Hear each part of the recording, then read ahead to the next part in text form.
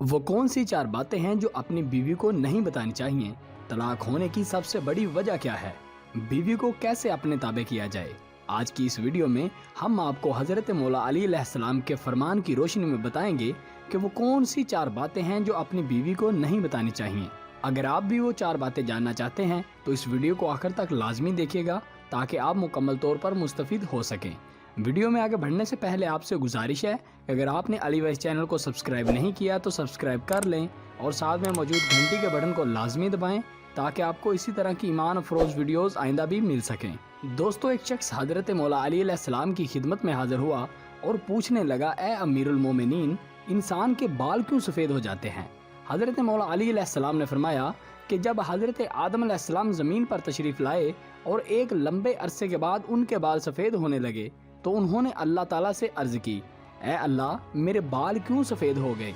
तो अल्लाह ताला ने फरमाया कि बालों का सफ़ेद होना बुढ़ापे, बुजुर्गी और तजर्बात में इजाफे का इशारा है और इंसान का बूढ़ा होना इंसान को नफसानी ख्वाहिशात से दूर रखता है और इस बात को वाज़ह करता है कि इस शख्स के पास ज़िंदगी के तजुर्बात मौजूद हैं जिसे मशवरा करके इंसान अपने फैसलों को बेहतर बना सकता है। नबी पाक सल्लल्लाहु अलैहि वसल्लम ने फरमाया, मैं इल्म का शहर हूँ और अली इसका दरवाज़ा है। हज़रत मौला अली अलैहिस्सलाम लोगों से अक्सर फरमाया करते थे, पूछो जो पूछना है, बेशतर इसके कि लोगों में मैं ना रहूं। पूछने वाले पूछते रहे और हज़रत मौला अली अलैहिस्सलाम बताते रहे। एक मर्तबा का जिक्र है, हज़रत मौला अली अलैहिस्सलाम के पास एक शख्स हाजिर हुआ और कहने लगा, ए अमीरुल मोमिनीन, मेरे और मेरे बीवी के दरमियान मोहब्बत नहीं है, प्यार नहीं है। वो जरा सी बात पर मुझसे नाराज हो जाती है, बात बात पर झगड़ा करने लगती है। या अमीरुल मोमिनीन, ऐसा क्यों हो रहा है? इसका ये कहना था कि हज़रत मौला अली अलैहिस्सलाम ने फरमाया, ऐ शख्स, 4 ऐसी बातें हैं जिनका जिक्र तू अपनी बीवी के सामने कभी मत करना। वो शख्स गोया हुआ, ए अमीरुल मोमिनीन, वो कौन सी 4 बातें हैं? हज़रत मौला अली अलैहिस्सलाम ने फरमाया कि तुम कभी भी अपनी बीवी के सामने अपनी किसी परेशानी की वजह से मत रोना, वरना तुम बीवी की नज़रों में एक कमज़ोर तरीन इंसान कहलाओगे। और दूसरी बात यह है कि उसकी हर जायज़ हाजत पूरी करो, हर जायज़ मुराद पूरी करो, मगर अपनी आमदनी के मुतल्लक उससे कभी मत बताना। आपने फरमाया, ऐ शख्स, कभी भी अपनी बीवी के सामने अपने माँ बाप, अपने बहन भाइयों की बुराई मत करना, वरना बीवी की नज़रों में तुम्हारे माँ बाप और बहन भाई की इज्जत खत्म हो जाएगी।